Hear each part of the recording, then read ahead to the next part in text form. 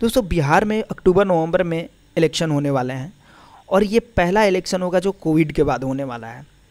तो ये इलेक्शन जो है ये देश को दिशा देने वाली है। ये बेसिकली सरकारों को बताएगी किस तरह से लोग रिएक्ट कर रहे हैं, जो भी सरकार ने पॉलिसीज़ बनाई है कोविड के लिए, किस तरह से माइग्रेंट वर्कर्स, किस तरह से जो अनएम्प्लॉयड लोग हैं, किस तरह से जिनकी रोज़गार चली गई वो लोग, किस तरह से वो लोग जिनकी बिजनेसेस ख़त्म हो गई वो लोग किस तरह से रिएक्ट कर रहे हैं सरकार के प्रति। ये सब कुछ इस इलेक्शन में दिखने वाला है और इस वजह से ये बिहार का इलेक्शन काफ़ी इंपॉर्टेंट हो जाता है। ठीक है, बिहार की सरकार के लिए भी और देश के सरकार के लिए भी। ठीक है, यानी सेंटर की सरकार के लिए भी और स्टेट्स गवर्नमेंट के लिए भी ये काफ़ी इंपॉर्टेंट होगा और सारे स्टेट्स इस इलेक्शन पर नज़र गड़ाए हुए बैठेंगे। इसी बीच ये खबर निकल के आ रही है कि ऑक्सिलरी बूथ्स का इस्तेमाल होने वाला है बिहार इलेक्शन 2020 में, यानी सहायक बूथों का इस्तेमाल होने वाला है। तो क्या है सहायक बूथ, ये भी जानेंगे हम लोग इस वीडियो में, और साथ ही साथ M3 EVM मशीन का भी इस्तेमाल होने वाला है, तो वो भी जानेंगे इस वीडियो में। अगर आपने अभी तक चैनल को सब्सक्राइब नहीं किया है तो प्लीज़ चैनल को सब्सक्राइब कर लीजिए, क्योंकि मैं ऐसे ही करंट अफेयर्स के अपडेट्स लेकर आते रहता हूँ जो आपके किसी भी एग्ज़ाम में हेल्पफुल हो सकता है, जैसे BPSC, BSSC, बिहार दरोगा या किसी भी एग्ज़ाम में इंपॉर्टेंट हो सकता है बिहार से रिलेटेड। तो सबसे पहले दोस्तों हम लोग न्यूज़ की बात करते हैं। न्यूज़ ये है दोस्तों कि जो चीफ इलेक्टोरल ऑफिसर हैं, मुख्य निर्वाचन अधिकारी हैं जो बिहार इलेक्शन कमीशन के, उन्होंने सारे डिस्ट्रिक्ट के DM से ये रिक्वेस्ट किया है कि आप बताइए कि आपके डिस्ट्रिक्ट में कितने सहायक बूथों की ज़रूरत है। ठीक है, तो जो सहायक बूथ होते हैं वो क्या होता है, ऑक्सिलरी बूथ्स होते क्या हैं दोस्तों। तो सबसे पहले मैं आपको बताता हूँ ऑक्सिलरी बूथ जो वो होते हैं जो एक्स्ट्रा पुलिंग स्टेशंस होते हैं इस्तेमाल किसी भी बूथ पर, वही होते हैं ऑक्सिलरी बूथ। मैंने क्या कहा, मैंने कहा कि ये सपोज आपका बूथ है, आपका स्कूल है, यहाँ पर एक पुलिंग स्टेशन है, एक EVM मशीन लगी हुई है और 1000 लोग इसी पर वोट करते हैं पूरे दिन। ठीक है, अब जब कोविड क्राइसिस है, कोविड है आपको पता है, तो सोशल डिस्टेंसिंग का नॉर्म्स हमें फॉलो करना है। तो अब अगर एक ही पुलिंग स्टेशन रहेगी तो लोगों की भीड़ हो जाएगी और सोशल डिस्टेंसिंग, ठीक है, फॉलो करना काफ़ी मुश्किल हो जाएगा। तो इलेक्शन कमीशन ये चाहती है कि एक ही बूथ पर एक के अलावा 2 या 3 पुलिंग स्टेशन बना दिए जाएँ, जिससे ये जो भीड़ है वो डिस्ट्रीब्यूट हो जाए, एक ही पुलिंग स्टेशन पर ना रहे, 2 या 3 पुलिंग स्टेशन पर जाए। यानी 1000 लोग जो वोट करने वाले थे पहले एक ही स्टेशन पर, अब वो लोग 3 स्टेशन पर वोट करेंगे। और ये जो भी पुलिंग स्टेशंस बनाए जाएंगे with in the premise of the primary pulling station, जो पहले से पुलिंग स्टेशन है, जो बूथ है उसी के बाउंड्री के अंदर, उसी के प्रीमाइस के अंदर ये पुलिंग स्टेशंस लगाए जाएंगे। ठीक है, तो ये तो बेसिकली अभी सोशल डिस्टेंसिंग नॉर्म्स को फॉलो करने के लिए इस्तेमाल हो रहा है। तो क्या ये पहले भी इस्तेमाल हुआ है? जी हाँ दोस्तों, इस तरह के सहायक बूथ्स पहले भी इस्तेमाल हो चुके हैं। ठीक है, बिहार में 2015 इलेक्शन में भी ये इस्तेमाल हुए थे कुछ जगह। ठीक है, जहाँ पर लगभग 1600 से ज़्यादा अगर वोटर्स होते थे एक पुलिंग बूथ पर, तो वहाँ पर एक या एक से ज़्यादा पुलिंग स्टेशंस बनाए जाते थे, तो उनको बोला जाता है ऑक्सिलरी बूथ्स। यानी 2015 में भी ऐसे बूथ का इस्तेमाल किया जा चुका है। अब बेसिकली इससे होता क्या है, मैंने आपको बता दिया, एक पुलिंग स्टेशन पर से क्राउड घट जाता है और दूसरी जो गिवन टाइम होती है कि आपको सुबह 8 या से लेकर के 5 या 6 बजे शाम तक, 8 बजे शाम तक, 9 बजे रात तक, जितने भी होती है तब तक आपको वोटिंग ख़त्म करा देना है। तो उतनी देर में वोटिंग ख़त्म हो जाए, इसके लिए भी ऑक्सिलरी बूथ्स का इस्तेमाल करते हैं, क्योंकि अगर एक ही बूथ रहेगा और वहाँ पर 2000 लोग वोटिंग करने वाले हैं तो काफ़ी वक्त लगेगा। तो एक के जगह 2 या 3 पुलिंग स्टेशन आप बना देते हैं with in the premises of the primary pulling station, तो आपकी जो क्राउड होती है एक पुलिंग स्टेशन से घट करके डिस्ट्रीब्यूट हो जाती है 2-3 पुलिंग स्टेशन पर, और आप वहाँ पर बेसिकली जल्दी जल्दी वोटिंग करा सकते हैं। तो ये ऑक्सिलरी बूथ हुआ दोस्तों। और दूसरी जो इंपॉर्टेंट चीज़ है, मैंने बताया M3 EVM मशीन इस्तेमाल होने वाले हैं। मॉड्यूल 3 EVM मशीन क्या है दोस्तों, ये अपडेटेड वर्जन है, जो पहले M2 होता था उससे अपडेटेड है। अब इसमें होगा क्या कि अगर इसे टेम्पर करने की कोशिश की जाएगी तो ये इनऑपरेटिव हो जाएगा। आपको पता है सारे पॉलिटिकल पार्टीज जो हारती हैं वो ऐसा एलिगेशंस लगाती हैं कि आपने मैनिपुलेशन किया है EVM के साथ, EVM को छेड़छाड़ किया है।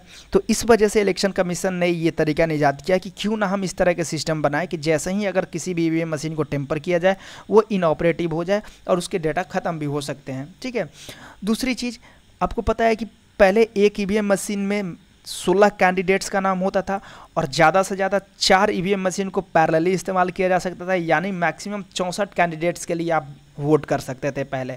अब इस M3 EVM में क्या है कि आप 200 कैंडिडेट्स के लिए वोट कर सकेंगे।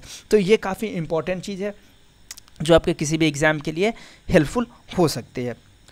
अब आगे हम लोग जो बात करते हैं, ये देखिए बेसिकली जो बिहार का लेजिस्लेटिव असेंबली होने वाला है उसके बारे में थोड़ा सा आपको बता दूं कि देखिए 2015 में जो इलेक्शन हुआ था, ठीक है, उसमें लगभग 56.91% थी वोट टर्न अराउंड थे, यानी वोट कितने हुए थे, लगभग 56.91% हुए थे। उसमें लगभग कितने वोटर्स थे, तो मैं आपको बता दूं कि 6 करोड़, ठीक है, 62 लाख रजिस्टर्ड वोटर्स थे। 6 करोड़ 62 लाख रजिस्टर्ड वोटर्स थे। और अभी लगभग कितने वोटर्स हो चुके हैं, 7.18 करोड़ रजिस्टर्ड वोटर्स हो चुके हैं, और शायद इससे ज़्यादा भी नंबर्स बढ़ने वाली है। तो पिछली बार 56 यानी 57% लगभग वोटिंग हुई थी, ठीक है। तो इस बार ये एक्सपेक्ट कर सकते हैं हम लोग कि वोटिंग बढ़ेगी। क्यों? क्योंकि माइग्रेंट वर्कर्स भी आए हैं और काफ़ी लोग इस बार वोटिंग करने वाले हैं, क्योंकि लोग तब वोट करने ज़्यादा जाते हैं जब उन्हें लगता है कि उन्हें सरकार से कुछ चाहिए, ठीक है। तो ऑब्वियस सी बात है, कोविड क्राइसिस के बाद काफ़ी लोगों को सरकार से मदद चाहिए, तो शायद इस बार ये जो वोट टर्न अराउंड है ये हमें देखने को मिले ज़्यादा। लेकिन साथ ही साथ एक दूसरा फैक्टर है, लोग कोविड के जो डर है, उसके कोविड फैलने के डर से शायद लोग कम जाएं, तो फिर उसके वजह से हम इस नंबर को डिक्रीज़ होते हुए भी देख सकते हैं। तो let's wait for the time, देखते हैं कि कितनी वोट टर्न अराउंड होती है। लेकिन अभी इस बार ये तो श्योर है कि रजिस्टर्ड वोटर्स का नंबर कम से कम 7.2 करोड़ तक होने वाला है, ठीक है। अब बिहार लेजिस्लेटिव असेंबली के बारे में थोड़ा सा बात कर लेते हैं हम लोग। अब भी एट प्रेजेंट 243 सीट्स हैं, ठीक है, लेजिस्लेटिव असेंबली में बिहार के। और अब से पता है, आपको पता है कि बिहार का जो बाइफर्केशन हो गया था 2000 में, तो उस वक्त 324 सीट हुआ करती थी, 324 से घट करके 243 पर हो गई जब झारखंड अलग हो गया। तो बिहार का पहला जनरल इलेक्शन कब हुआ था? 1952 में। इससे पहले मैं आपको बता दूं कि 1937-38 में जब अंग्रेज थे, तभी डॉक्टर कृष्णा सिंह ने, या कृष्णा सिन्हा भी कुछ लोग कहते हैं, उनकी सरकार बनी थी, ठीक है। लेकिन जो जनरल इलेक्शन हुआ था आज़ादी के बाद, वो 1952 में हुआ था पहला, ठीक है। तो उस हिसाब से ये 17वां बिहार लेजिस्लेटिव असेंबली का चुनाव होने वाला है इस साल 2020 में। जो मेन 4 बड़ी पॉलिटिकल पार्टीज हैं वो आप देख सकते हैं, बीजेपी, जनता दल यूनाइटेड, लोक जनशक्ति पार्टी, ठीक है, आरजेडी, यही चारों बड़ी पार्टी हैं जो बिहार में हैं, ठीक है। तो और भी जो पॉलिटिकल पार्टीज हैं यहाँ पर आप नाम देख सकते हैं, उससे हमें कोई ज़्यादा मतलब नहीं है किसी भी एग्जाम्स के लिए।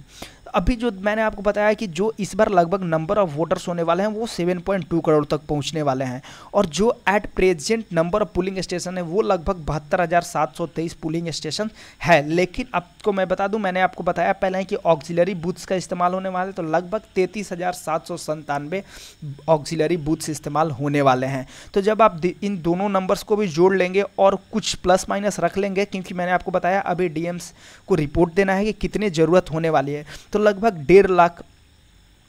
तो जो लगभग आपको मैं बता दूं कि पुलिंग स्टेशन जो होने वाला है 1 लाख, ठीक है, 6,524 लगभग पुलिंग स्टेशंस बनने वाले हैं बिहार में इस बार, जिसके लिए अब मैंने बताया कि एक्स्ट्रा जो 33,797 ऑक्सिलरी बूथ्स इस्तेमाल होने वाले हैं, उसके लिए लगभग 1.5 लाख एडिशनल ईवीएम भी इस्तेमाल होने वाले हैं।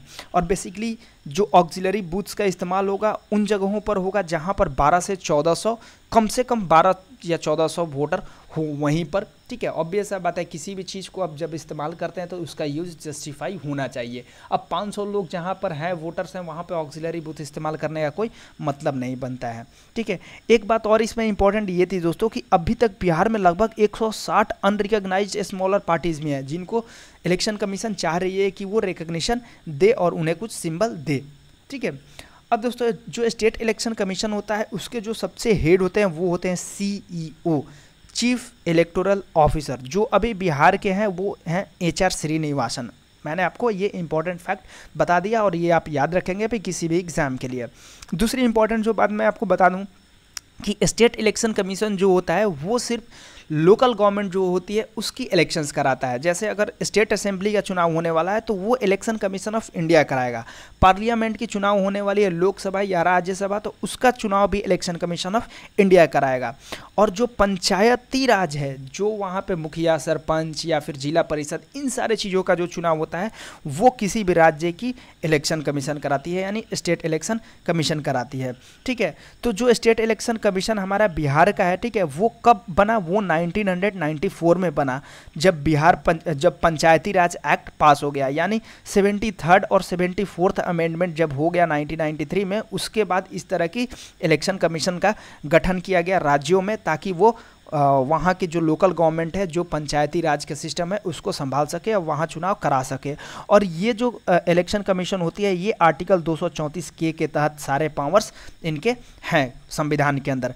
जो इलेक्शन कमीशन ऑफ इंडिया है वो बेसिकली मैं बता दूं वो आर्टिकल 324 के तहत काम करता है। और अभी जो चीफ इलेक्शन कमिश्नर हैं इलेक्शन कमीशन ऑफ इंडिया के, वो हैं सुनील अरोड़ा जी। ये आप उनकी फ़ोटो देख सकते हैं। और ये हैं HR Srinivasan, CEO of Bihar state election commission. ठीक है, आई होप आपको ये सारे इन्फॉर्मेशन यूज़फुल लगे होंगे और आपने वीडियो को एंजॉय किया होगा। तो अगर आपको ये वीडियो अच्छा लगा है तो प्लीज़ चैनल को सब्सक्राइब कर लीजिए और मेरे साथ जुड़ जाइए इस चैनल पर। Till then tata bye bye, thank you so much.